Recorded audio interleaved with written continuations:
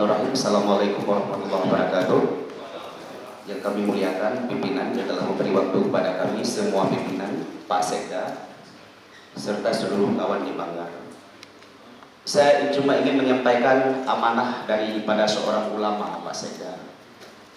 Jadi betanggap lagi danyo, ulamanya dengut, ulamanya hana diperhati dan rupanya dipantau. Jadi pertanyaan seorang ulama, pakon lawinyo tunggu baje pegawai cukup ketat-ketat. Kan Bandung bek-depeh huritan yang masuk baje ketat. Yo kan Bandung. Cukup berat-berat ketat. Rok dipakai rok, tapi bungkuh-bungkuh mukulah-kulah. Jadi lagi gedrom lu. Nyo sepa urusan katanya. Nyo sepa urusan.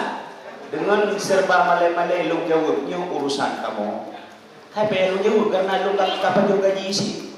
Nyo urusan kamu. Jadi Pak Sekda tolong, apakah dengan MPU-nya, dengan syariat Islamnya, nyo minta solusi, benar sebuah aturan, pegawai yang nadi Aceh nangro yang bersyariat, bena suk baje ketat sabong. Yang kedua, masalah narkoba. Lun kalam bacutnya. Lun kalam masalah narkobanya sangat darurat Pak Sekda.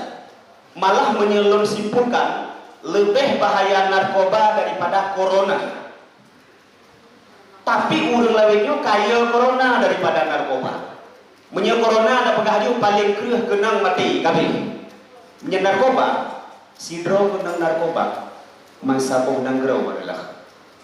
Nyo selama na jabatan Pak Sekda disampaikan Pak Gubernur karena jabatannya hana kekal, kullu man alaiha fan, tiap-tiap yang dia bungonyo akan fana. Dan Pak Sekda baru selaku pemimpin bekelah nasigom watehana Sekda baru ningan kipacara ada pikir narkoba, kipacara ada pikir hana pu hayale nya watehana jabatan Pak Sekda. Dan ingat Pak Sekda nepegah li Rasulullah, kullukum ra'in wa kullukum mas'ulun ar-ra'iyah. Tiap-tiap kamu adalah pemimpin dan akan dipersoalkan apa-apa yang kamu pimpin. Terpaksa lu pegang patih bagi orang yang patih, dengar bagi orang yang dengar, yang nanti patih kacungke oleh ketah hai patih. Assalamualaikum warahmatullahi wabarakatuh. Ketua, izin ketua seminit. Beliau.